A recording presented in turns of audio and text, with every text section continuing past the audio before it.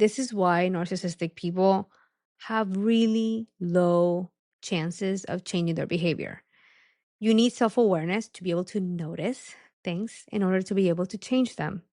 And this is why they're not set up to succeed very well because they lack that self-awareness. So if you cannot see your behavior and notice it and realize, oh, this is hurting people, how do you change it?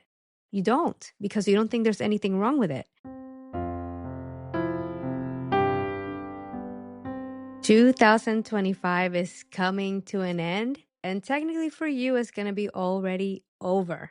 But my healing from complex trauma is just getting started. This year brought progress, pain, more cut-offs, new tools, and what feels like a new life beginning to sprout after surviving many years of abuse.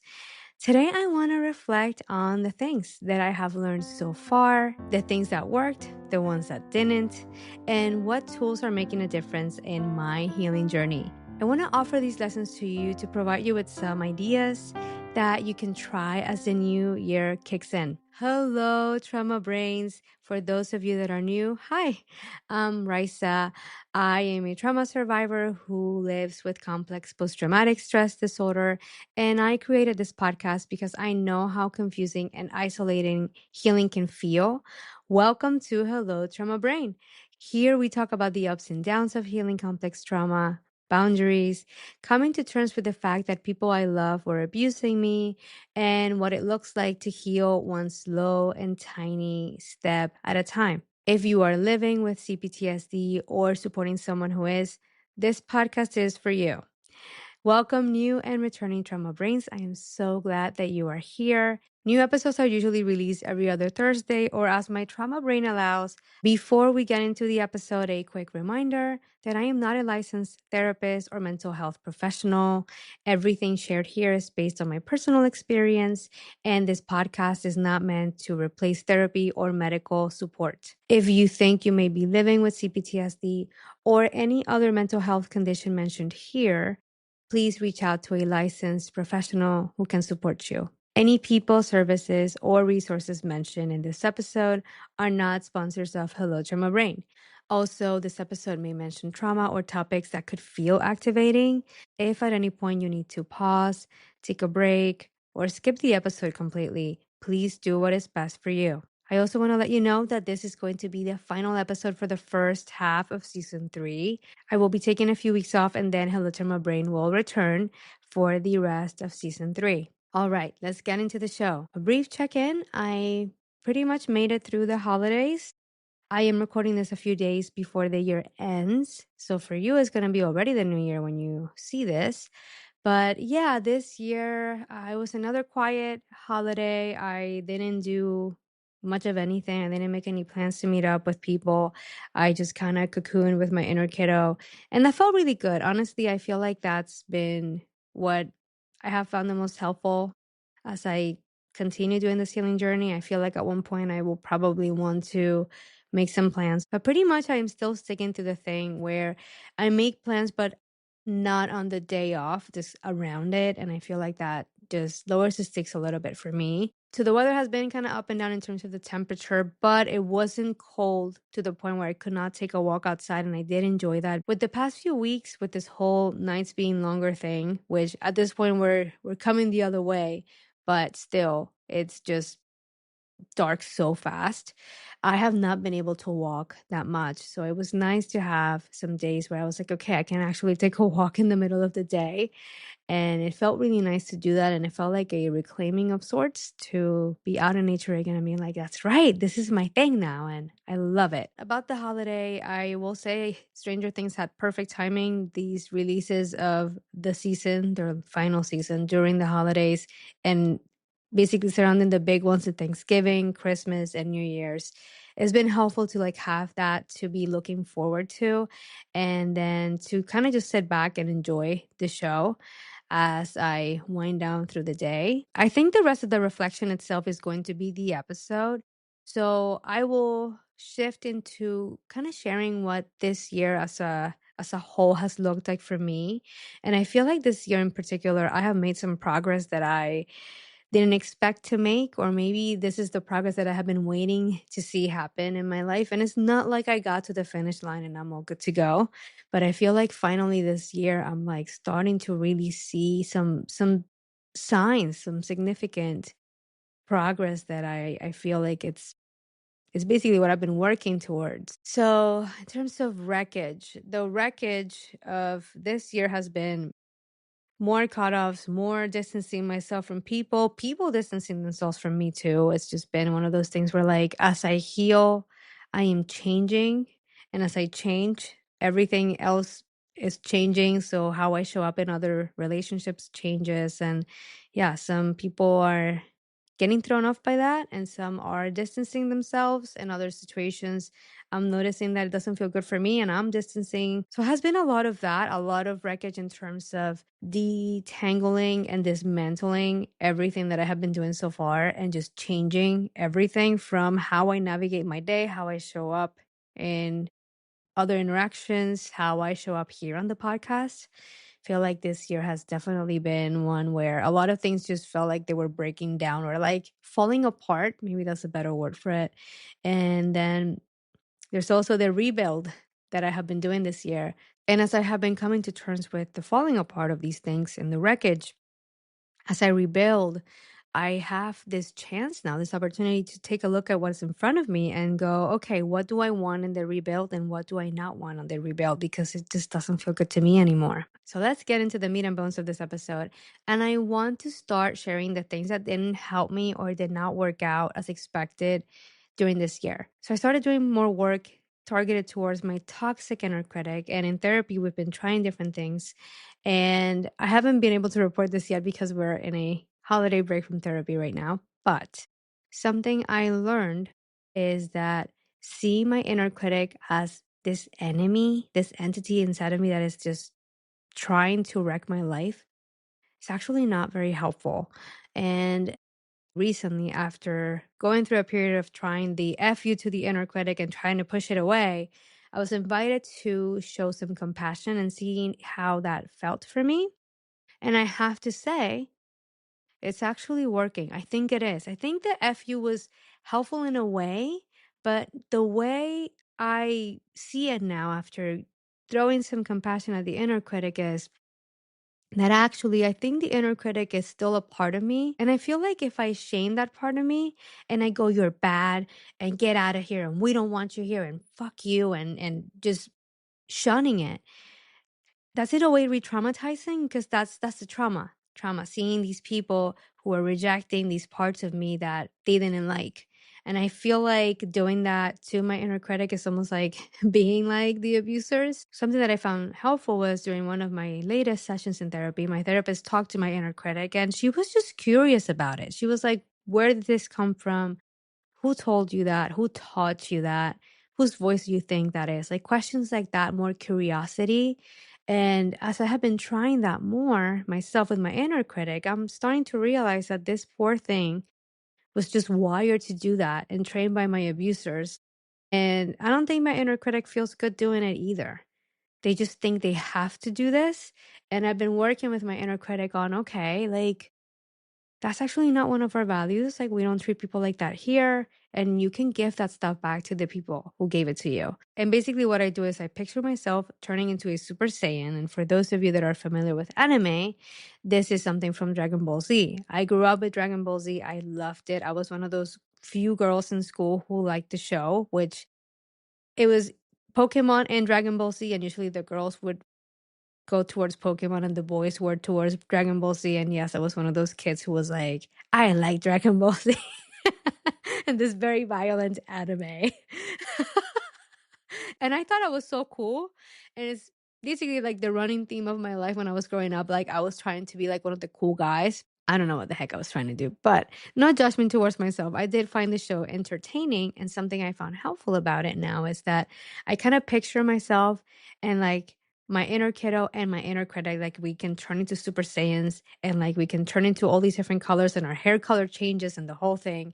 And then we can make a Kamehameha ball. And I grew up with it in Spanish. So the way we called the special power was Kamehameha, which is this ball of energy that you can basically put together with your powers, and then you can like throw it at your enemies or whatever. So what I picture is me, my inner critic, and my inner kiddo, and we're all putting in this energy ball all the shame and all the toxic stuff the abusers taught us, and then we like literally throw it out into nothingness for it to basically like go back to them. And I feel like that has been helpful in letting it go and like letting the feeling come and pass. The other thing I learned this year that is not helpful to me is trying to implement someone else's system. And I'm going to use Notion as an example. I've mentioned Notion here and there in the podcast, but basically it is this productivity tool that is very customizable, and there are templates that you can use or you can make your own. And I went through a deep rabbit hole during the hiatus between season 2 and season 3. So this is like the summer towards the fall. I went all in watching all these YouTube videos and trying to put together systems that other people were using. And there's some helpful stuff there, but I feel like the more I try to push a system that was built in a certain way for me, the more I struggle to make it my own and implement it. And I found that the more I try to make this system I was seeing as an example work for me and just push it and force it, the less I was using it, the less it was being helpful, and the more pressure I just put on myself to make this thing work, to the point where I was spending more time trying to force the system than using the system. Something that I found helpful was letting go of the pressure and kind of going, I'm going to take what serves and leave what doesn't. And things started shifting once I started to make the system my own. So at this point, I feel like I'm getting there. And what's exciting about this New Year restart is that I have been working on this system and tweaking it for like half a year now. So I'm starting the year with this thing that is still in the works, but it's a little bit more set. And I have a feeling it's going to help me get some of my goals moving forward. So I'm crossing fingers that that's what happens. I still find myself stuck in this cycle, and I need to work on this, where I am working more on setting the system up than using it. And I know I'm not alone in this because I have seen other people who use Notion describe this phenomenon. So I'm trying to like start this year letting go a little bit more of that and actually like hitting the items that are there already. Another thing that I did not find helpful in 2025 was trying to do everything at once. And the whole Notion system didn't help me with that part, because once I started like seeing my tasks and I could drag them into my calendar and like plan my day, what I started doing was pack my day literally minute by minute with things to do. And it felt like I couldn't rest until everything in there was done and checked and finished. And let me tell you, feeling like rest had to be earned, and feeling like rest had to be something that I couldn't enjoy until everything was done was not helpful at all. And it was just contributing to this cycle of burnout. And basically, the cycle was feeling exhausted from trying to do everything at once, then feeling toxic shame because I couldn't do everything, then feeling like I couldn't rest because I had not earned it. Recipe for disaster. Definitely not good for me. And something that in therapy I was encouraged to do was rest. Like literally rest, take the day, take a half a day at least. You don't have to have everything done, just take the day. And I actually have been doing this during this holiday. I took 2 days off, completely nothing to do but just be. And then I started like putting pockets of doing things in between the other days. And I have to say, it felt good, and I still had my brain going like nonstop. Like even though as I was resting, my brain still kept, and it still does that. It just keeps throwing ideas. Oh, you could do this. Oh, you could try that in Notion. Oh, you should try doing this thing tomorrow. Oh, you forgot to put this thing on the list. It is not an all or nothing thing. I'm still getting used to it, but to notice my brain now and go, okay, like I can see that you're trying to do all these things. Thank you. But that's not helpful right now. We're gonna rest. We're gonna do it. And one thing I did was I had this piece of paper on my desk with a pen. And every time something occurred to me, I just went, okay, I'm going to write it down on the thing. We're not going to take our time to put it on the Notion thing. We're not going to start doing it. We're just going to put it here and just dump it here. And then I'll take care of it later. And I feel like that was helpful to make my brain go, oh, okay, it is going to get taken care of. I don't need to keep repeating this. So that I did like. This next thing is something I have been learning for years now, and it's still something I'm learning. Understanding and learning everything there is about narcissistic abuse is not going to be enough to heal, and it's not going to be enough to avoid relationships with narcissistic people. I feel like this year I'm starting to understand the nuanced stuff that I need to be looking out for. And I feel like I've been focused so much on learning everything there is to the point where I could literally probably like teach people about narcissism and all that stuff. But at the end of the day, I feel like for years, didn't matter how many hours of content I was binging, I was still stuck in the same cycle and still getting into the same relationships somehow. And I feel like that knowledge was useful. It is not how you get healed. It is not what will get me to where I want to be. It is like one of the many things that need to happen. And I feel like I'm still understanding that and coming to terms with it. And this year, as I took a step back from the narcissism content and I started learning about other things, I started to realize that, like, okay, like doing these other things in my life are also helpful. And I feel like that's still something that's clicking and maybe getting closer to like hitting a click on the puzzle. One more thing that I did not find helpful this year and that I'm learning to untangle is having unrealistic expectations. And I've talked a little bit about this in the podcast this season, I want to say. And this is one of those things that as I started to let go of these expectations, I started to see significant progress in my healing. And this goes hand in hand with the radical acceptance, which is what did work. So the unrealistic expectations of me having to be perfect, me not being allowed to have a thought or have a memory or have something come back to me on a certain day, me expecting that like no insects are ever going to make it into my apartment, me expecting for, I don't know, to feel perfect. And as I started to let go of those unrealistic expectations, I feel like more of my humanity became allowed. And it's definitely something that I do not want to bring into my next year. The last thing I'll share in terms of things that did not work is the self judgment. Feel like I am the hardest on myself when it comes to criticism and judgment. I beat myself up like nobody else does. And it's definitely not been helpful. It has kept me stuck in many ways. And it also has sabotaged a lot of things that I feel that I would have loved to do sooner and things that I have had on my list for many years that I want to get to. And I feel like this self-judgment and the perfectionism that kind of goes along with it have really held me back. And yeah, this year as I shift things and I continue growing, that's definitely something that I just do not want to bring it into the next year either. Now, what actually helped me this year? The first one was noticing, and this is still happening, and I feel like it's gonna happen for a long time. Just noticing, not taking any action. It feels like hell, not gonna lie. It still does sometimes, actually, most of the time. And here's the thing, if you don't notice it, you can't change it. Think about this. This is why narcissistic people have really low chances of changing their behavior. You need self-awareness to be able to notice things in order to be able to change them. And this is why they're not set up to succeed very well because they lack that self-awareness. So if you cannot see your behavior and notice it and realize, oh, this is hurting people, how do you change it? You don't, because you don't think there's anything wrong with it.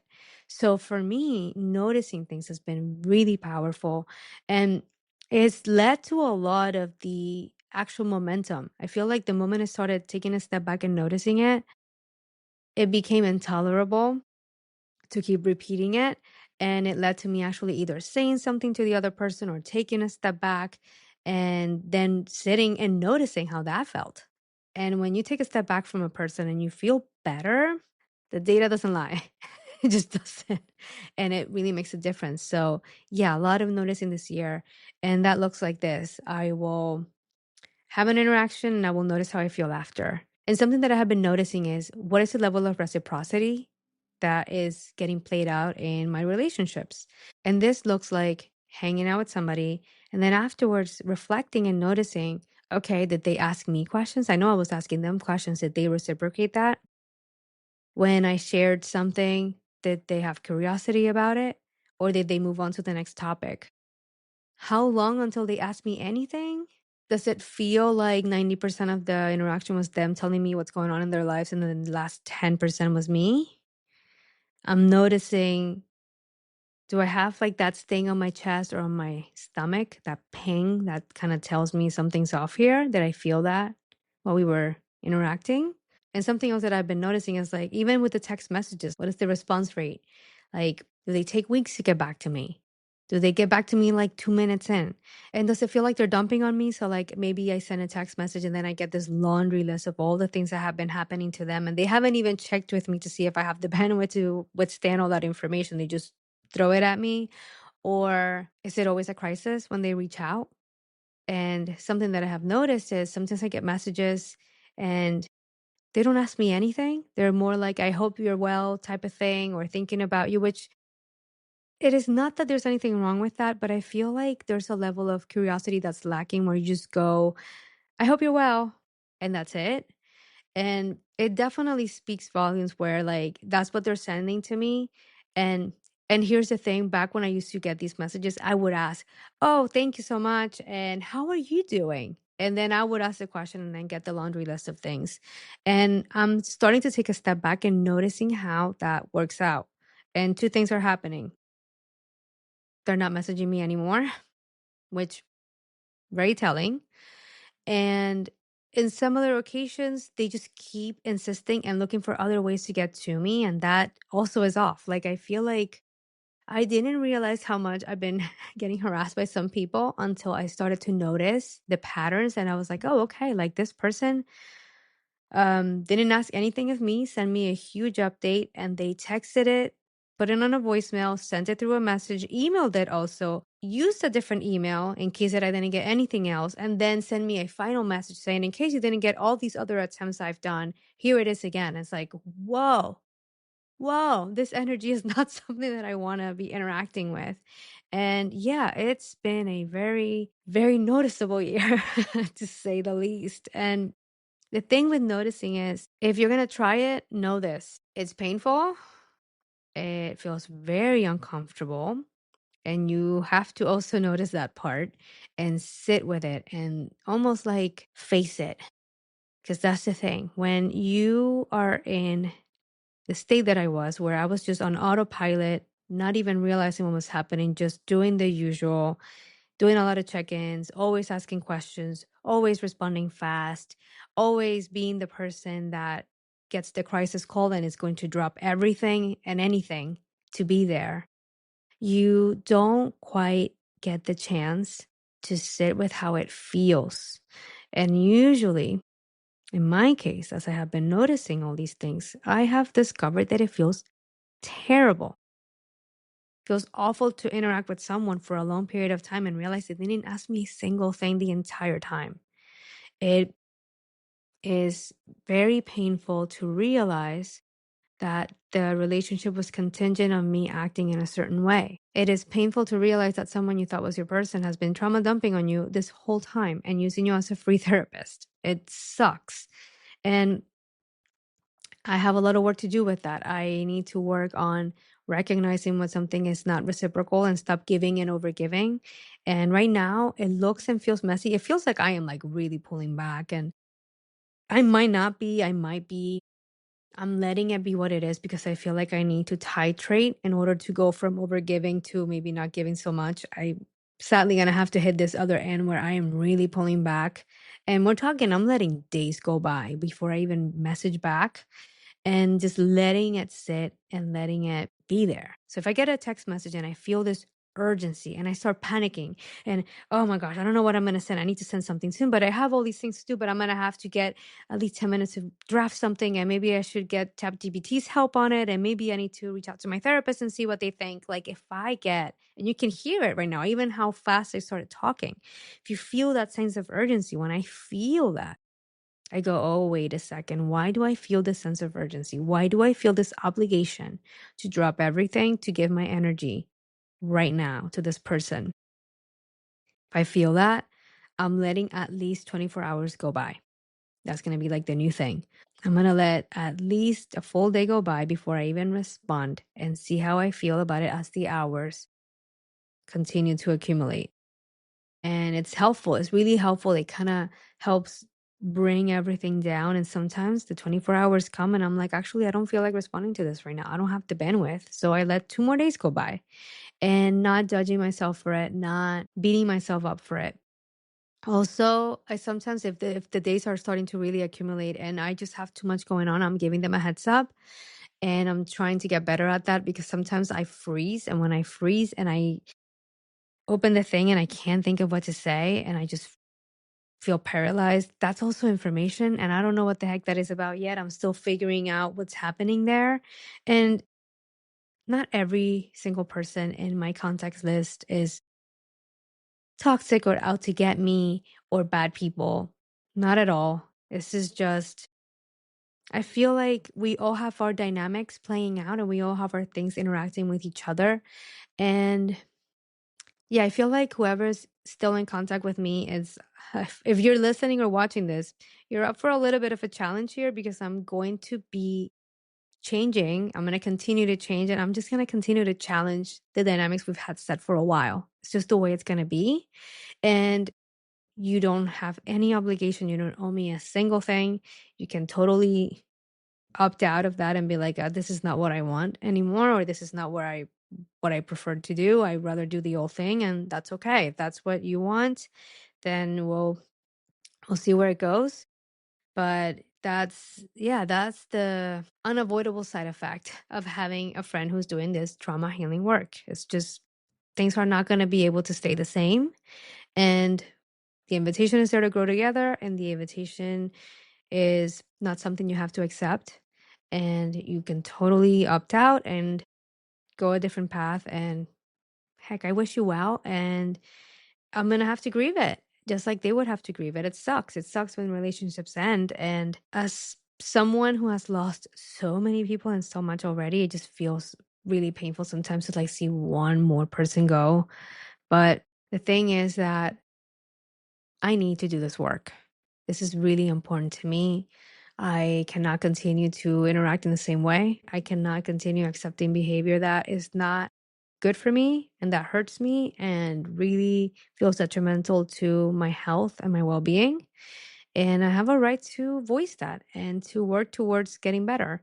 Just like anyone else in my life or who is going to be in my life has a right to do the same for themselves. And it's gonna be one of those things where, like, I might meet new people and my energy is just they've outgrown that stuff, and that happens, and I'm gonna have to come to terms with that, and it's okay. In terms of other tools that have been helpful for me this year, and some things I already knew about, but I have been doing them more this year, these are the nervous system regulation tools. Oh my gosh. Every time I do it, I remember all of a sudden why it's so good and why I should be doing this more often. And then I forget and then I do it again. I have the same experience. And I'm starting to get to the point where I'm starting to do the thing more and it's becoming part of my routine and it feels really good. And something that I have been doing during my days off is I'll light up a candle that I really enjoy, go on my yoga mat, sit there, and for 10 minutes, I do a body scan meditation and I just take my time with every part of my body and just sit there and breathe and close my eyes and just go in and notice what's going on for me. Chef's kiss, y'all. It really changes the energy that I bring into the rest of my day. Other things that I have been finding helpful is just breathing, like doing a little bit more breathing when I'm feeling more activated, taking quick breaks. Like even in my new group therapy, like we take a break halfway through. And for anyone doing group therapy, think about this. And if you would like to implement it, I invite you to do so. As someone who has done these groups, and they're usually like an hour and a half.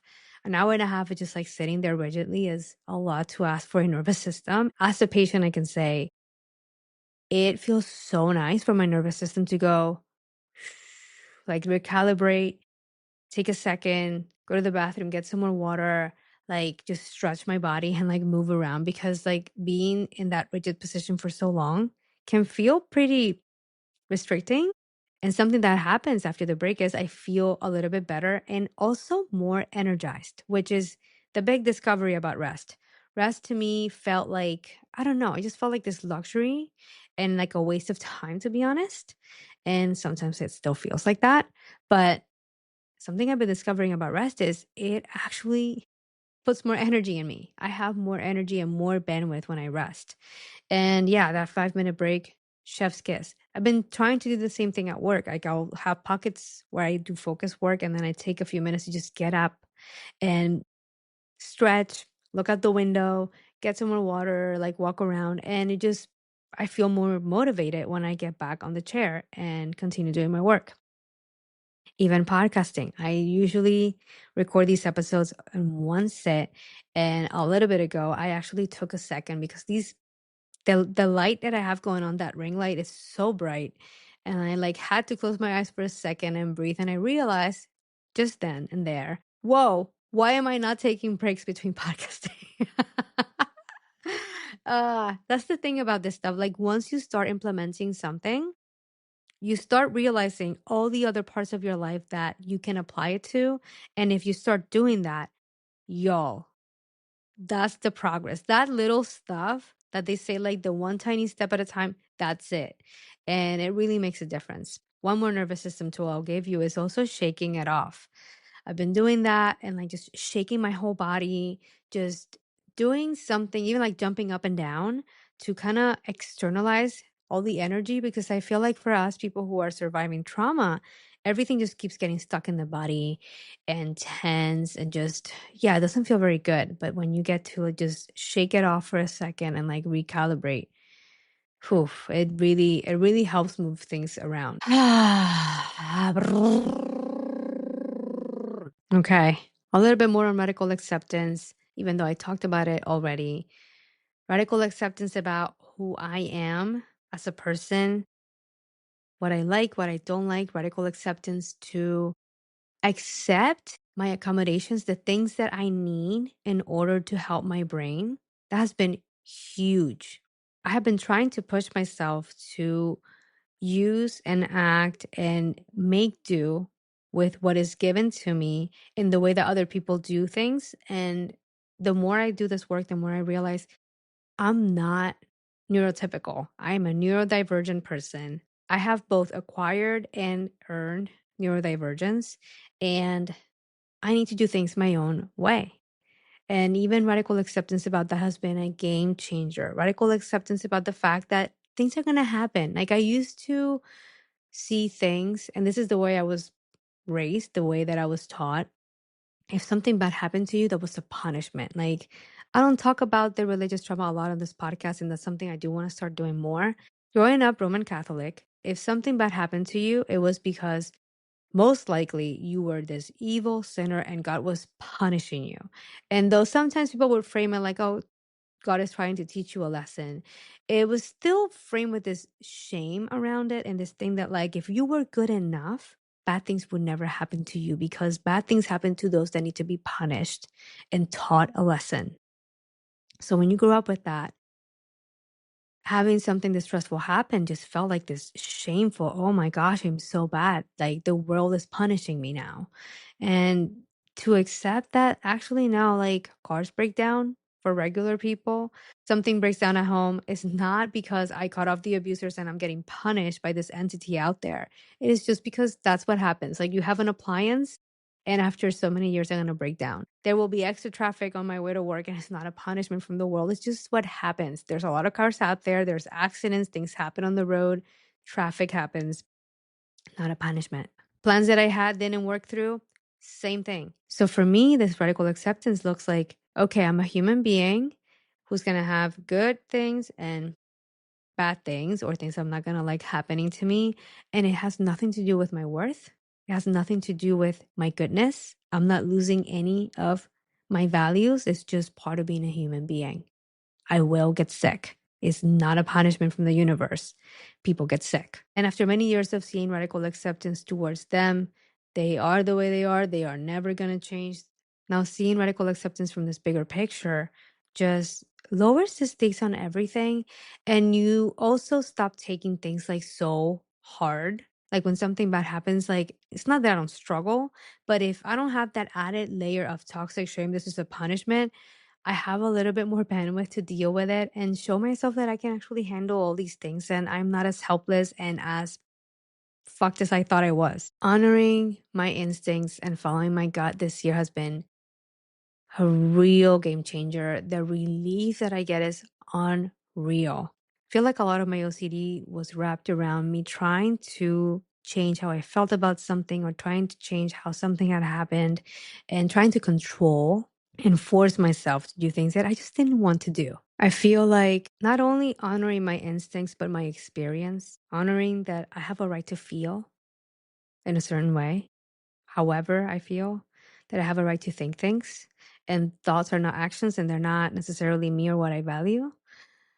Honoring my intuition when it doesn't feel good to say yes to something. Like the other day, this guy at the grocery store, he's just sitting there. It took forever for him to like move on to another section. And he was trying to pick, I don't know, he was like in the carrot section.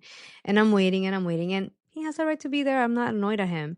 And eventually he just like starts waving his hands like I think what he was thinking was like, fuck it, I'm not getting this. And he starts walking away, they didn't grab anything.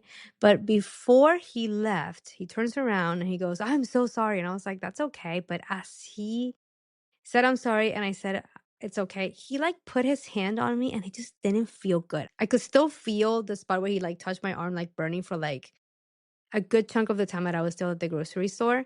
And for a while, I was like, why do I feel like that? Like, is it a big deal? And then I was like, okay, no, let me like honor for a second that I didn't like that. And I'm allowed to not like that. Let me take in for a moment that like this is like a person that was way taller and bigger than me who I do not know, who put their hands on me. And like that's a lack of boundaries. That was inappropriate. Like I wouldn't be going touching people around at the grocery store. It's just not my move. And I'm allowed to not like it. I'm allowed to feel annoyed by it. And well, I'm even feeling pain like right now in my lower abdomen. Talking about it. I think my body's like clocking in that this was just an uncomfortable experience. And I took a moment at the grocery store like a few minutes later because I was just like ruminating and OCDing my way through this. And I like closed my eyes and it's like in my mind said to my inner kiddo, sweetie, you're allowed to be upset. You're allowed to be angry. He shouldn't have put his hand on you. I'm so sorry that happened to you. And I'm sorry I didn't say anything. And I'm noticing it. I'm noticing how you felt. I'm noticing that we don't like this. And I'm going to do my best for next time to be able to protect us. And it helped bring things down. And I was feeling some shame about the fact because I said that's okay to the apology about being there for too long because he doesn't have to apologize for that. And I just wish I wouldn't have said it because what wasn't okay was what he did after. And I felt the shame. And then I was like, even now thinking about it, like, I didn't know he was going to do that. And of course, I froze when he did. That's how I survived. I didn't have the luxury of telling people off growing up and fighting back. And when I did, it did not go well, which is why I freeze now. And fun because that's okay. It's the fawning thing too. And just to like allow that and honor my trauma responses and honor that those things were so helpful. They saved my life. And I'm still noticing, and it's going to take some time to undo all this stuff, and it's going to be a process. But the fact that I noticed, the fact that I was able to pinpoint it is giving us a good chance to address it. If I couldn't notice that that made me uncomfortable, I would keep accepting it left and right, and I wouldn't be thinking about how to change it. So, noticing. I cannot talk enough about rest. What I am hopefully going to be doing during the hiatus, rest, rest, rest. And as I'm saying it, my brain is throwing me things that I need to do because that's what it does. But I'm going to get some things done and also rest. And I want to be unapologetic about it. And no, I don't have to earn it. And I don't have to have the list done. I don't have to be anything else. I literally have a right to rest. Another thing that I discovered this year and has been huge is discovering that I have executive function deficits. Probably can be categorized either too exceptional, like 2E, or multi-E. And this is a new thing that I learned this year. I didn't realize that I was gifted and talented. And when I say gifted and talented, I don't mean a genius who knows everything and anything. I mean, I have gifts and talents in terms of some areas, and my brain is very good, and like I'm very good at doing these things. But I also have learning disabilities, which completely got swept under the rug and not noticed by the teachers at school. I literally went through the radar. And because I was able to work very hard and keep my really good GPA, just people didn't notice. And for a second, nobody stopped to think that that girl with the good GPA also had a learning disability. I did not present like people who had other learning disabilities. And yeah, I've been living all these years without the language, treatment, and the accommodations. And let me tell you, it has sucked. I now am starting to realize that I have no idea how the fuck I did it, because as I have started to put accommodations in place for my brain, I'm realizing how much harder I've been working this entire time. And when I tell you working harder, I mean like smoke coming out of my brain hard, overworked, overexhausted, burnt out, and just, yeah, sad that I didn't have the help. I think I have dyscalculia. I have a really hard time understanding mathematical concepts. Left and right is a shit show. I always like get them confused. And a common misconception with dyscalculia is that, oh, it's just like dyslexia for numbers. No, that's different thing. Like the numbers are not really jumping around for me. It's just that I don't understand well how they work and how things work. And I still need to use like my fingers to count, and thank goodness for the fucking calculator. And music is so mathematical, and that explains why, even though I went to a music conservatory in Puerto Rico for years, music theory just never clicked. It was always something that I could like bottle and like do the test real quick, but the understanding never clicked.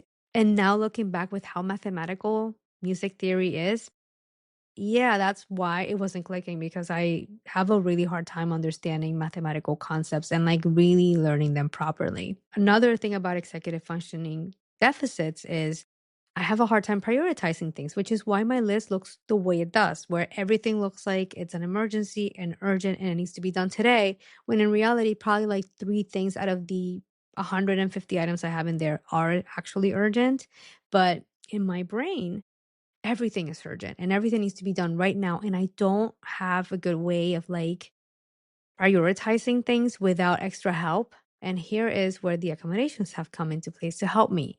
I started doing some research in terms of how to help executive functioning, and I found a YouTube channel by Seth Perler. There's also the Executive Function podcast, and these are newer things for me, but thinking about my brain in that way and navigating things. I'm currently like rethinking how I have things around the apartment and how to set myself up for success and how to keep things more accessible. Like even the template I had for podcasting, like things all over the place and jumping around and like stuff like that for a brain like mine, fuck it, it's not good.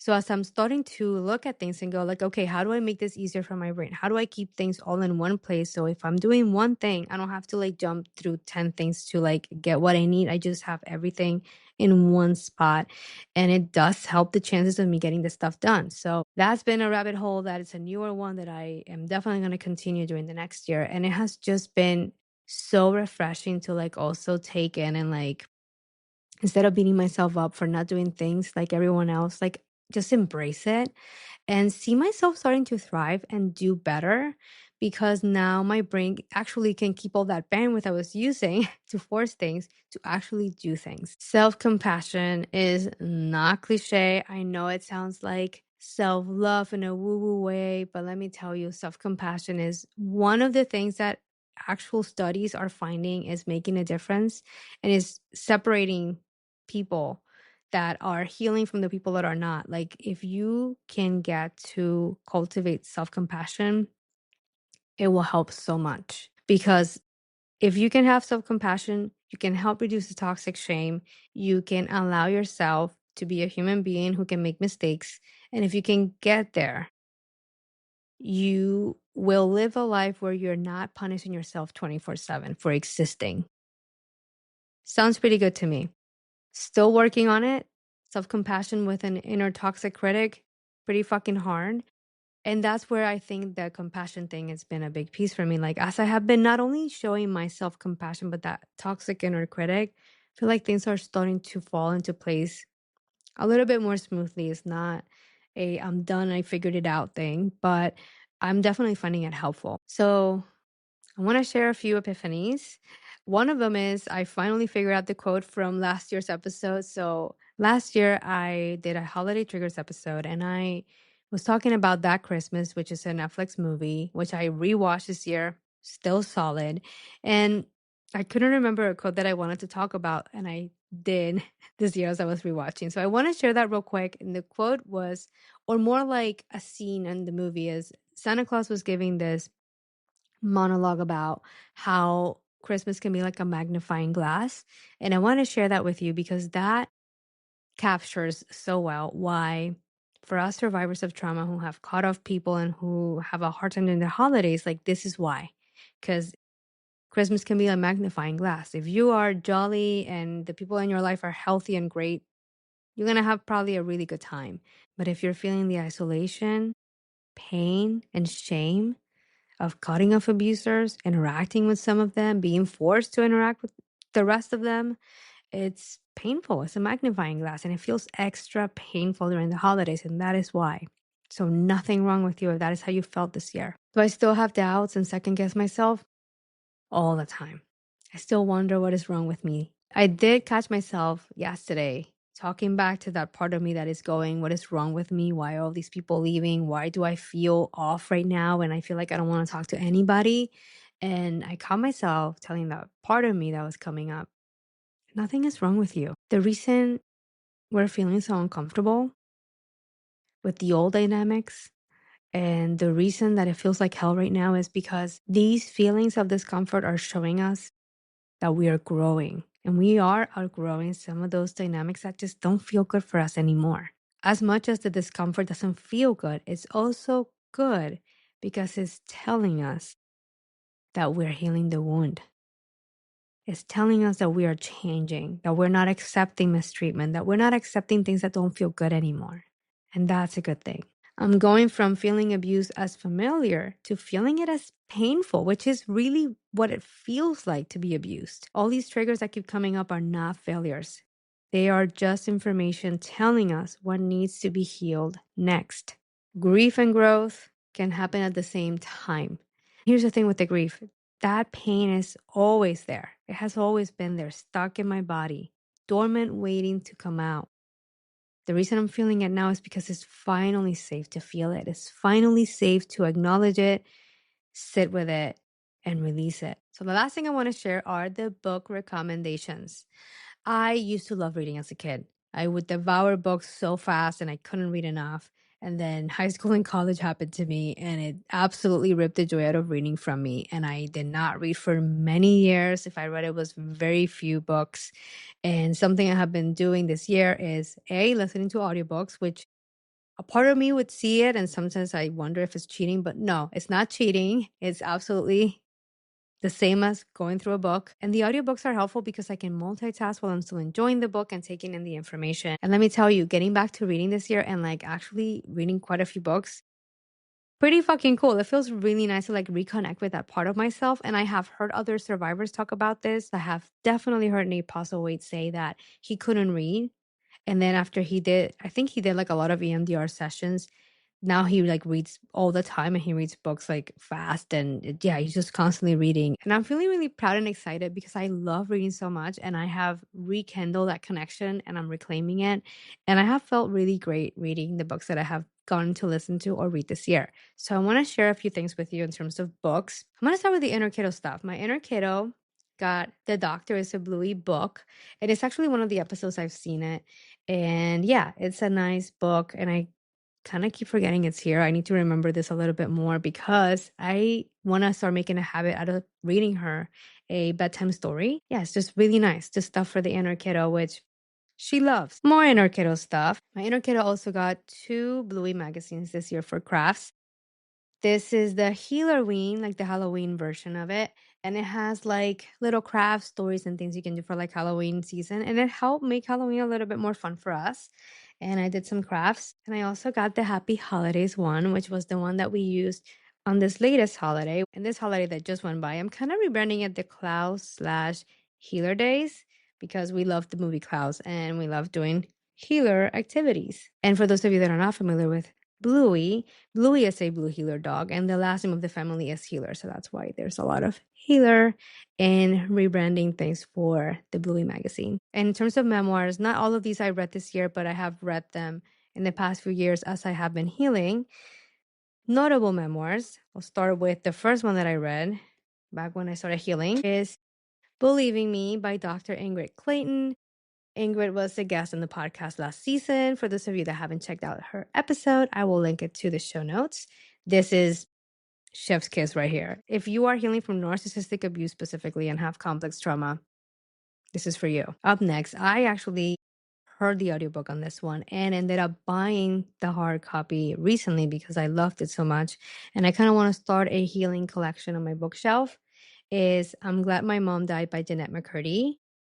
Chef's kiss. The audiobook is so good. She narrated it herself and it's brilliant. Really funny too. And actually, Jeanette is about to release her debut novel, which is called Half His Age, and it comes out on January 20th. So looking forward to reading that because this was a great book. So I know she's a really good writer. The most recent memoir I just finished and also an audiobook, also bought the hard copy because I loved it so much and I wanted it to be part of my collection, is Semi Well Adjusted Despite Literally Everything by Alison Stoner. Alison has many talents, and one of them is voice acting.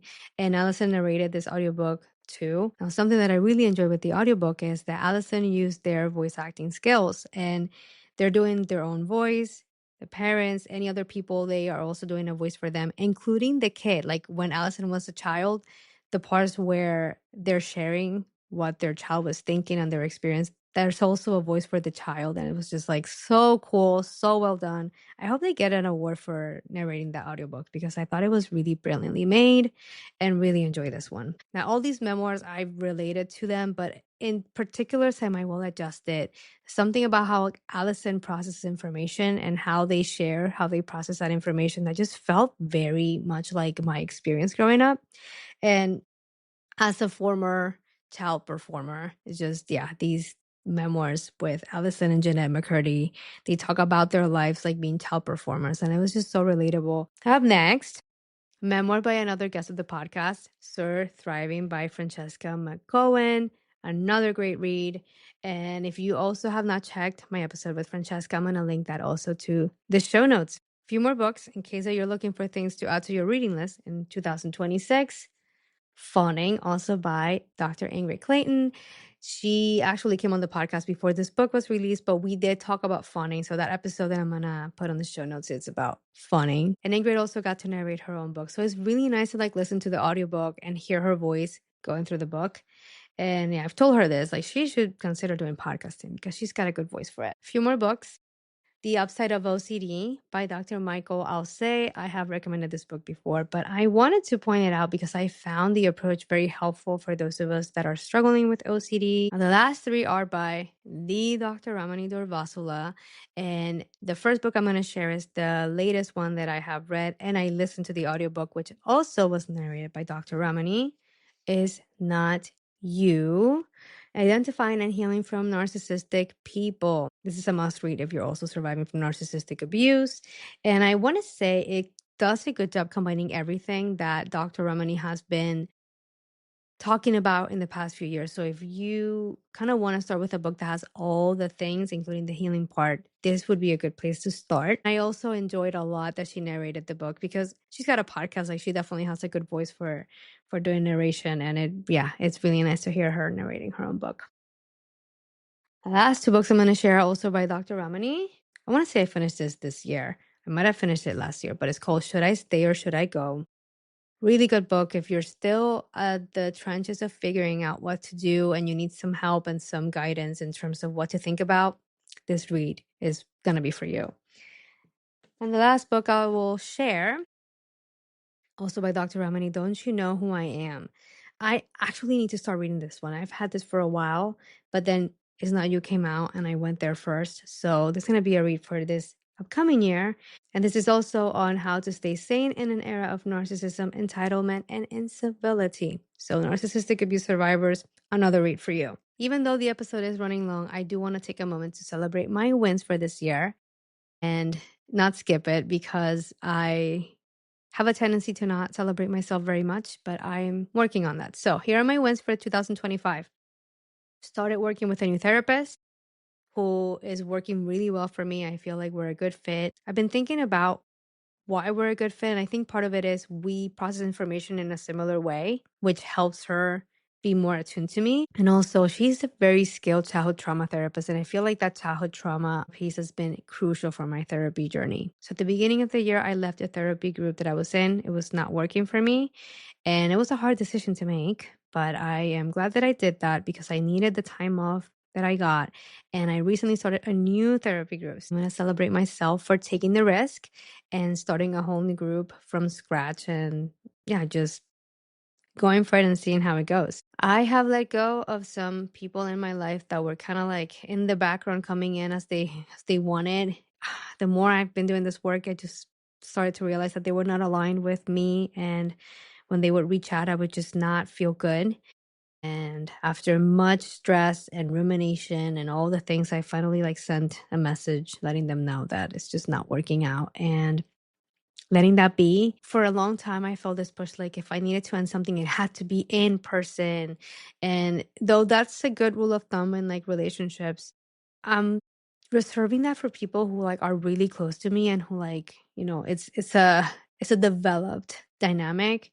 And if it's someone who like I haven't talked to or seen in years and they like just send messages randomly here and there, I'm allowing myself to like, okay, like match that reciprocity instead of over giving and giving them the best communication style ever possible when they're not really giving that to me, just matching the energy and letting that be good enough. I have to celebrate myself for that because it was really hard to do. I'm also letting other people fade, like the people that are not messaging unless I am engaging with them and like taking care of their crisis. They're just fading out on their own and I'm letting it be. And that can be very uncomfortable because it can trigger that, oh no, like what did I do wrong? I must have offended them. They must be pissed at me. But like a part of me is like, okay, like they're welcome to come to me and let me know if they feel that way.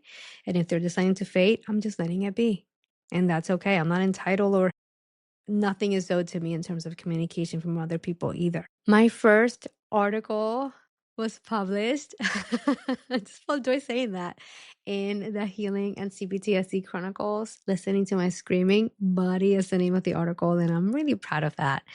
Also, being proud of having been featured in the Q&A series in the About That Jack blog, and yeah, just taken in that I have been able to have more guests on the podcast. I'm going also through this period where like a lot of people are reaching out to be on the podcast. And let me tell you, that's its own thing. I like have to like pull myself from saying yes to everybody and like see, okay, what's actually a good fit for the podcast? What would work for the schedule? Because as much as I love to say yes to everybody, I can't. And yeah, I'm also celebrating myself for promoting the podcast a little bit more this year, including starting doing the video solo episodes. Like this is new. It's the second one I've done so far all by myself. I also started doing the YouTube shorts and like seeing that start to reach other people and taking it in is a not a bit, it's a win. It's an actual win for me. A scary one because I'm scared that it might bring some unwanted attention, but also a win. I have noticed that my OCD and my entomophobia, which is my phobia of insects and bugs, has decreased a bit this year. I feel like with the tools that I have been getting, it's getting a little bit easier to navigate the spirals, and I'm noticing less of the really hardcore triggers. And though I'm still experiencing it, I still feel better equipped to deal with the stuff when it comes. I feel like I've been showing up more authentically everywhere, including here. Even with the video episode, I feel like more authenticity is coming out. And it sounds like you are resonating with it, given how many more views I've been getting in the last episode and with the YouTube shorts. I started a new productivity system, the Notion system, that is still in the works, but I am starting to see myself making progress, finding a way to make it something that really works for my brain. So I am also going to celebrate myself because I worked very hard on that for months. And I feel like I'm getting to a point where like I feel really good about what it's coming together there. I started meal planning and I won't go into detail about it, but it's definitely been helpful in terms of reducing all the work that I have been doing in the kitchen. I do love cooking, but I was spending a lot of time doing it.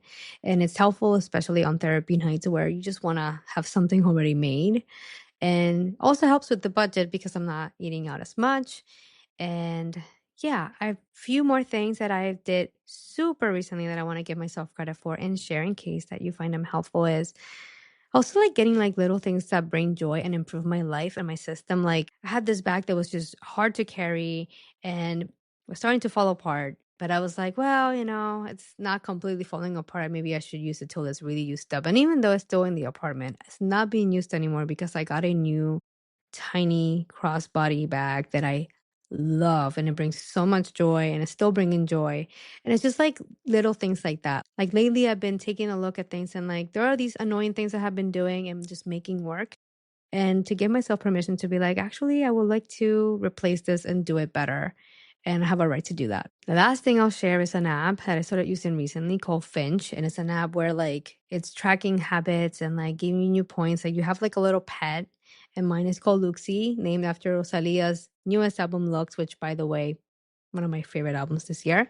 Basically, Luxie grows with me doing the tasks. And it's been helpful to like get that little motivation. And though I saw some reviews that were calling it infantilizing to use that approach, to be honest, my inner kiddo fucking loves it. She loves games. And I'm having fun like clicking on the thing and seeing Lucy grow. And it's actually getting me to do some of the things that I tend to forget because part of like my executive function deficit is if it's not in my face and something is not telling me to do the thing, I'm just not going to think of it and I'm not going to do it. And I will think about the thing when I cannot do it and just feel shame perpetually for years to come. So this is actually helping me make some progress, which I enjoy, welcome, and can't wait to keep doing in the next year. So I want to wrap up this whole reflection with saying that I'm not huge on resolutions. I prefer to think of it as goals or intentions that I want to invite myself to consider and perhaps try out. As I'm thinking about switching to the new year, I want to set the intention of continuing to make things as easy as possible for me. If there's an easier way, a way where I can ask for the help, use the tools, and reduce the pressure, I want to go for it because I got nothing to prove. I don't need to show someone that I can do everything by myself with no help. That's not good for anybody. It's definitely not good for me. So, yeah, I want to proceed with gentleness, easiness, and a lot of self compassion and see how it goes from there.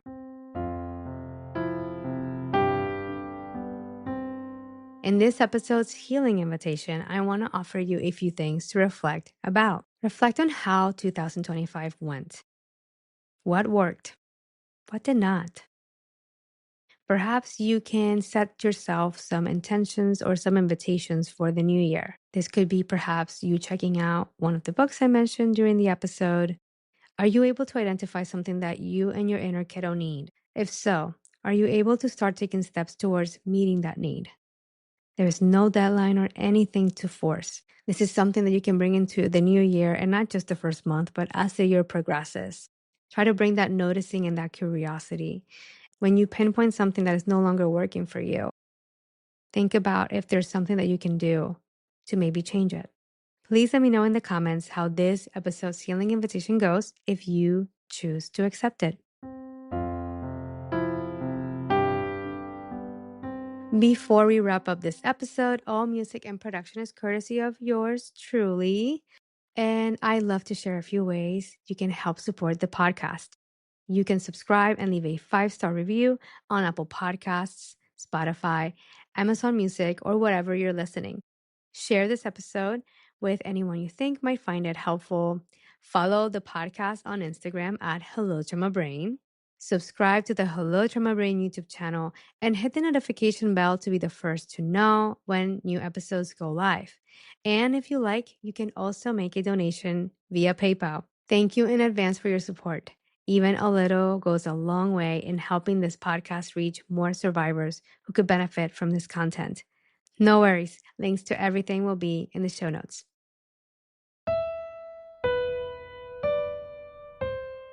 Thank you for joining me today. I hope you found this episode helpful. I will miss you during the hiatus and can't wait to talk to you when the podcast returns. I wish you the best as you start a new year and your healing journey. It is time for our farewell affirmations. I invite you to repeat after me. I welcome the belief that I am enough. I am lovable. And I deserve to heal. If you are watching on YouTube, there will be links on the screen shortly. You can click to subscribe and check out other episodes. I wish you a gentle hiatus. Thank you for your presence, and I will see you next time.